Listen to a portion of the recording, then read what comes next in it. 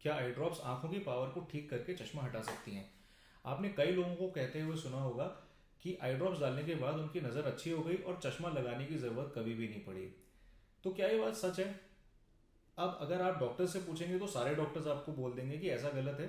अब मैं भी एक आंख का डॉक्टर हूँ, तो आप सोचेंगे कि मैं भी आपको यही बात बताऊंगा।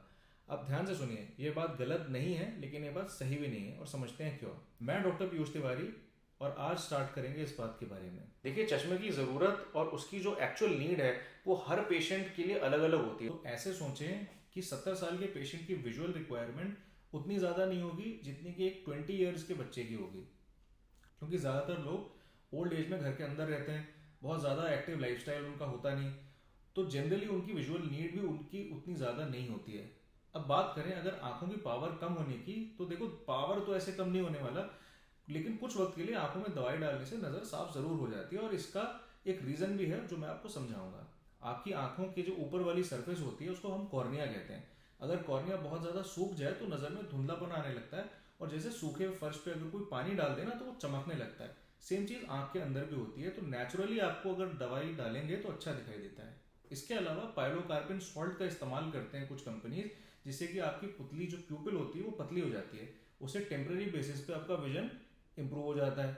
इसको हम कहते हैं पिन होल इफेक्ट, यानी कि पुतली पतले होने से विजन थोड़ी देर के लिए इंप्रूव कर जाता है। अब इसका कुछ रिस्क भी होता है। इसका सबसे बड़ा रिस्क है रेटिनल डिटैचमेंट। अब इसके अलावा कई आई ड्रॉप्स होती हैं, जैसे नेफाजोलिन सॉल्ट की ड्रॉप्स होती हैं, जो कि आंख को ना बिल्कुल रेडनेस खत्म कर देंगी, साफ कर देंगी, और उसमें ठंडा ठंडा लगता है पेशेंट को, तो थोड़ा सा जनरली कंफर्टेबल हो जाता है। और जिस एज ग्रुप के पेशेंट इसको यूज करते हैं, जनरली ओल्ड पीपल होते हैं, तो उनको तो उन्हीं का रिजल्ट सारे एज ग्रुप के लोग एम्यूलेट करने लगते हैं और सोचते हैं उनके साथ भी सेम चीज होगी। अब इसके अलावा एक कंडीशन अब इसके अलावा एक कंडीशन होती है सूडोमायोपिया, जो कि बहुत रेयर होता है, लेकिन 100 में से 1% लोगों को होगा। इसमें एक्सेसिव स्ट्रेस की वजह से आंखों में एक नंबर दिखाई देता है, जो कि प्रॉपरली रेस्ट करने और साइकोलॉजिकल काउंसलिंग और ल्यूब्रिकेंट आई ड्रॉप्स लेने के बाद कम हो जाता है। तो ऐसे ही पेशेंट्स होते हैं जो हो सकता है आपको भी कभी मिले हों और बोलें कि हमने आंख में ड्रॉप डाली और हमारी आंखों का नंबर चला गया।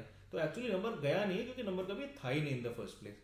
इस टॉपिक पर मैं एक सेपरेट वीडियो बनाऊंगा, और इसको आप पबमेड पर भी रिसर्च कर सकते हैं। इसमें बहुत सारे रिसर्च पेपर आपको इजीली मिल जाएंगे।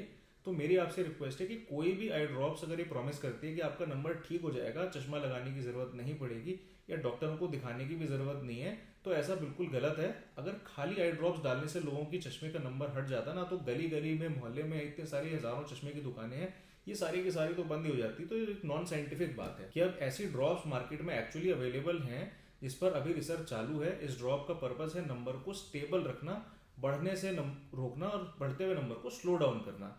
इसे हम कहते हैं एट्रोपिन 0.01% आई ड्रॉप्स। यह भी एक फुल प्रूफ तरीका नहीं है, बट एटलीस्ट एक ट्राई है, साइंटिफिक स्टार्ट है। और मायोपिया कंट्रोल ग्लासेस, जो कि अब आजकल मार्केट में आ गए हैं, पोटेंशियली नंबर को बढ़ने से रोकेंगे।